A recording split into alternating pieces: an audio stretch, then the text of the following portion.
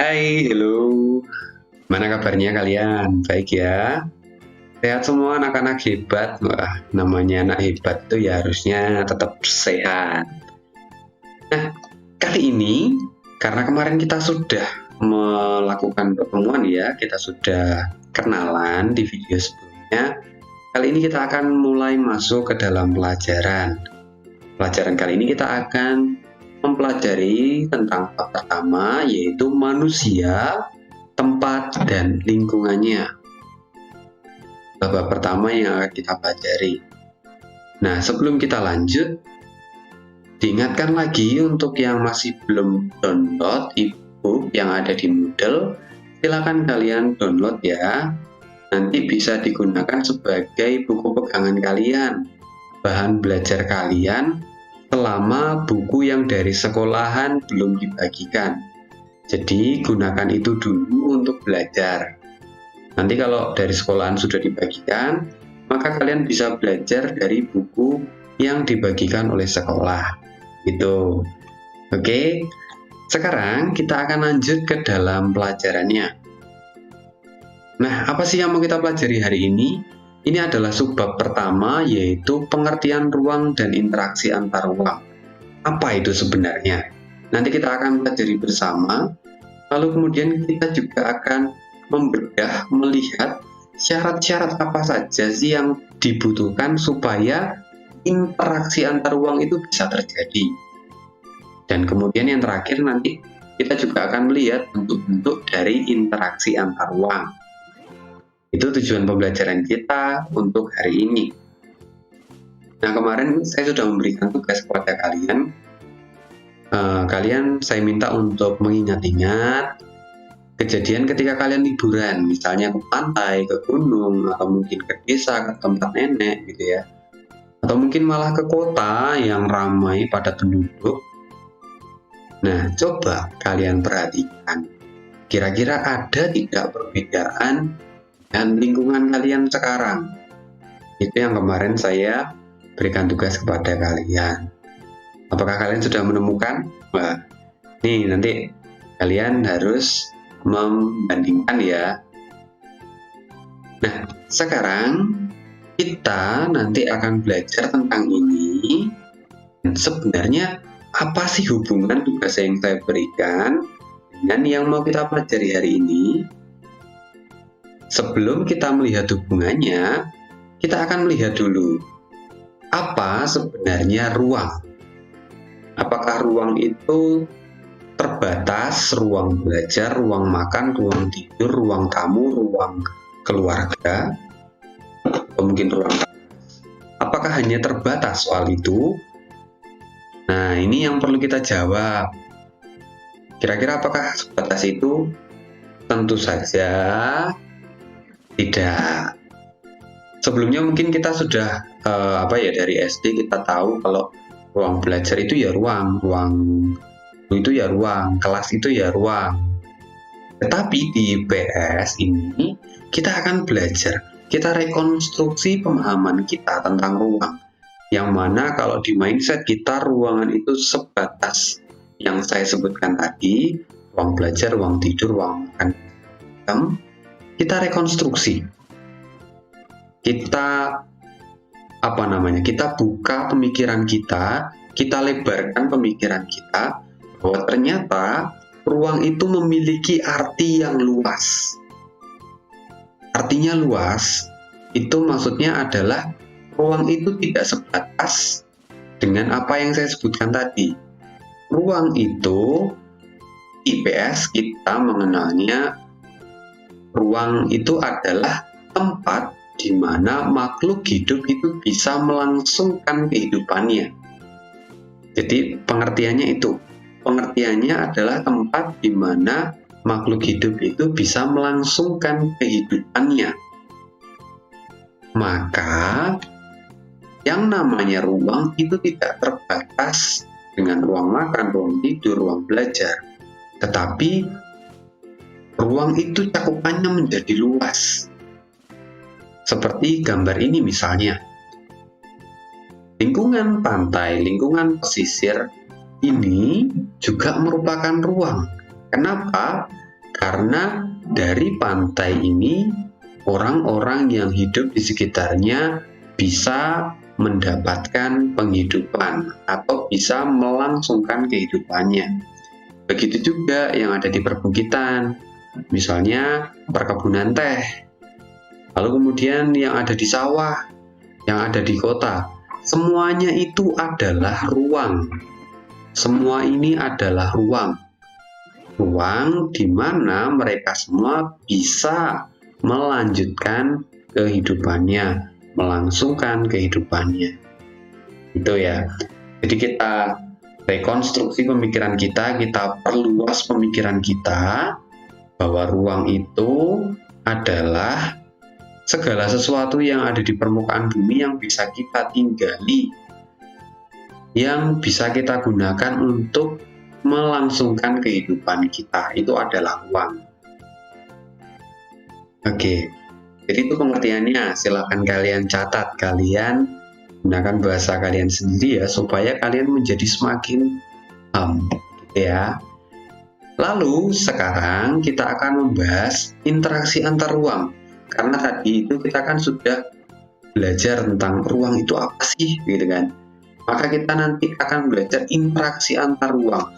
Oh, ternyata bahwa ruang pertama ini, perairan, itu memiliki interaksi dengan perbukitan, memiliki interaksi dengan persawahan, memiliki interaksi dengan perkotaan. Gitu. Misalnya kita ambil contoh, orang-orang dari pantai itu kan menghasilkan ikan kebanyakan, nelayan itu menghasilkan ikan. Lalu kemudian di sawah, petani itu menghasilkan beras.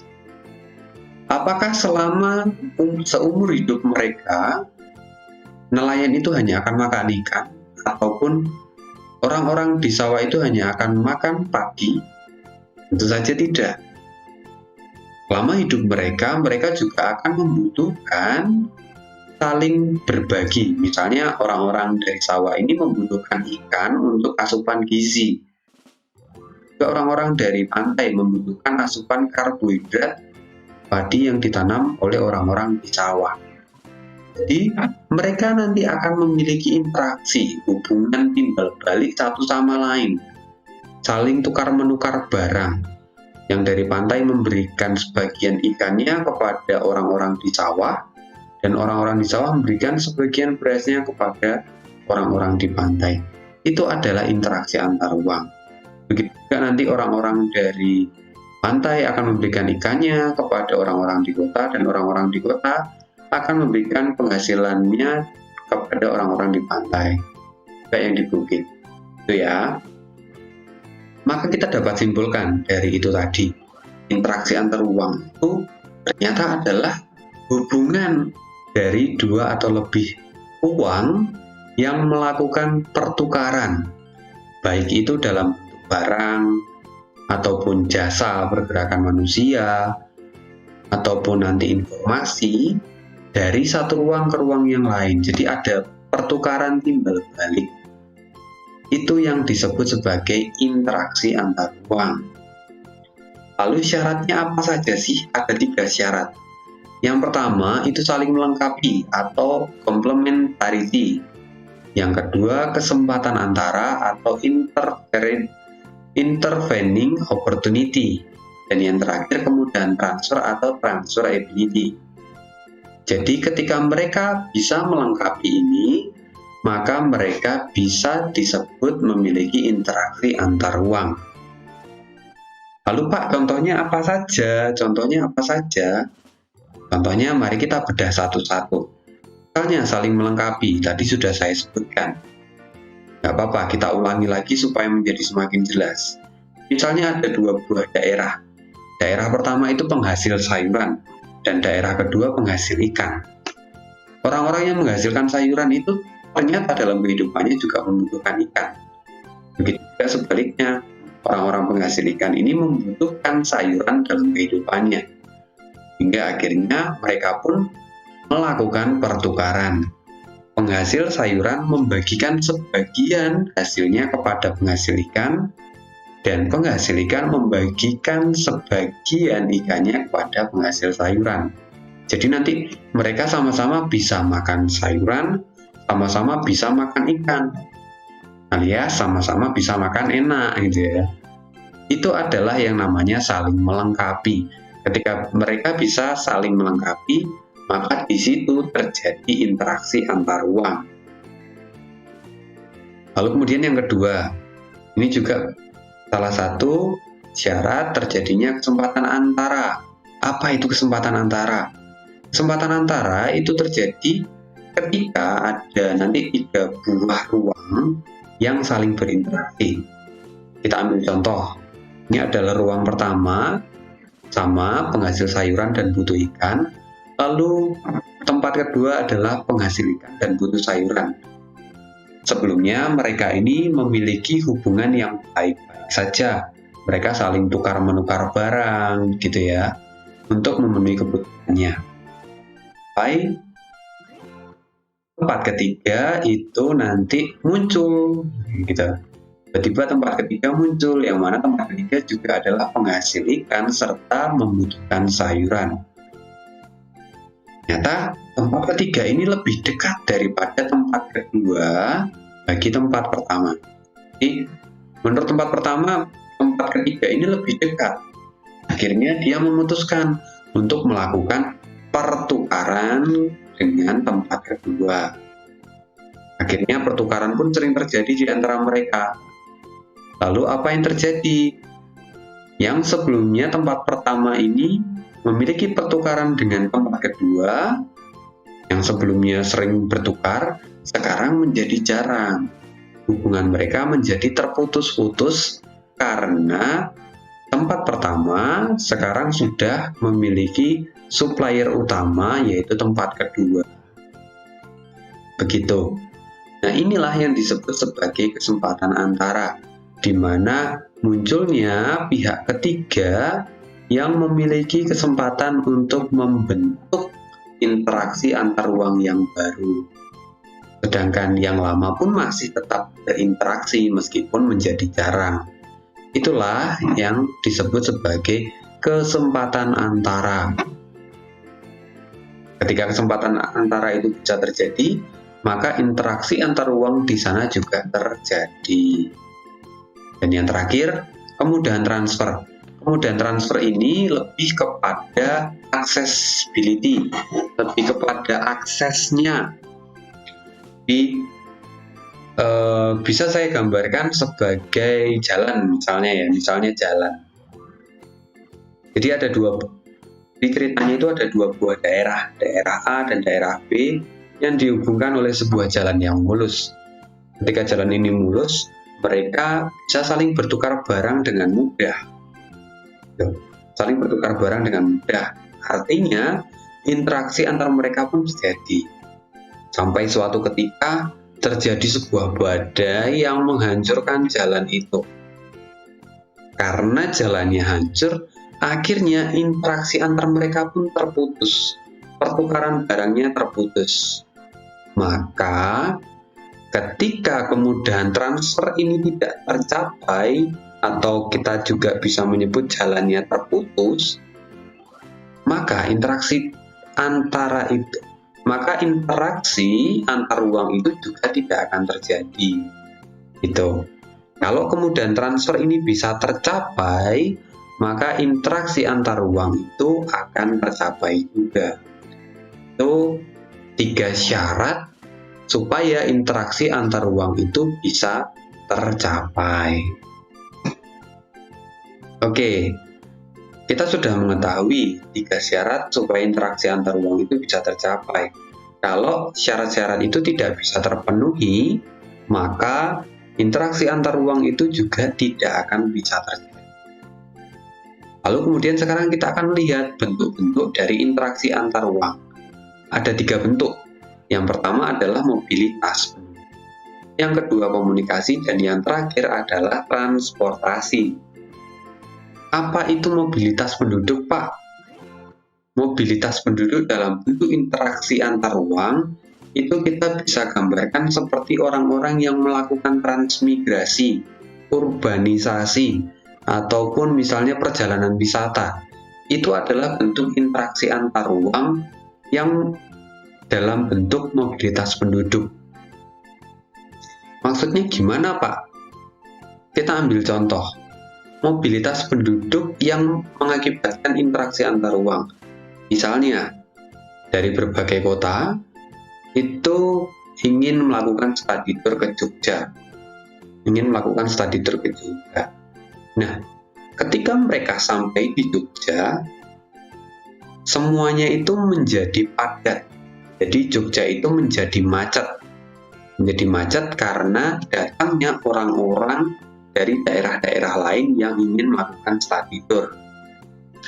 Nah, karena adanya orang-orang yang datang dan mengakibatkan kemacetan, inilah terjadi interaksi antar ruang. Jadi daerah Jogja yang sebelumnya kalau misalnya tidak ada study tour ya tidak macet, itu menjadi macet karena banyak orang yang datang untuk melakukan study tour. Nah, inilah yang disebut sebagai interaksi antar ruang. Karena adanya orang-orang yang berpindah dari tempat A ke tempat B, akhirnya tempat B menjadi penuh sesak atau macet. Lalu kemudian yang bentuk komunikasi, kita ambil contoh, misalnya kemarin itu kan berita corona dari Cina, ya kan? Dari Cina. Jadi masalah utamanya itu dari Cina. Tetapi ketika ada komunikasi masuk ke Indonesia menyebarkan, akhirnya orang-orang di Indonesia yang sebelumnya hidupnya santai menjadi semakin waspada, menjadi semakin hati-hati. Itu terjadi karena adanya komunikasi itu tadi. Komunikasi bahwa ini ada virus yang berbahaya. Nah, karena informasi yang didapatkan akhirnya mengakibatkan sebuah perubahan di daerah tertentu, itu juga merupakan bentuk interaksi antar ruang. Itu adalah bentuk yang kedua. Dan yang terakhir, transportasi. Transportasi ini biasanya dalam bentuk tukaran barang. Misalnya dari kota Surabaya mengirimkan barang ke Madiun, ataupun dari Madiun mengirimkan barang. Ya, nah, disitulah adanya transportasi yang membentuk interaksi antar ruang. Nah, kita sudah belajar tentang pengertian dari ruang, interaksi antar ruang, lalu kemudian kita juga sudah belajar syarat-syarat terbentuknya antar ruang, dan yang terakhir kita sudah belajar bentuk-bentuk dari interaksi antar ruang. Itu pelajaran yang kita pelajari hari ini. Kita akan lanjutkan lagi di pertemuan berikutnya. See you again di next video. Sampai jumpa, tetap jaga kesehatan, di rumah saja, makan yang banyak, terus kemudian ya jangan sering-sering keluar rumah kalau memang tidak diperlukan. Itu saja dari saya. Sampai jumpa, Tuhan memberkati.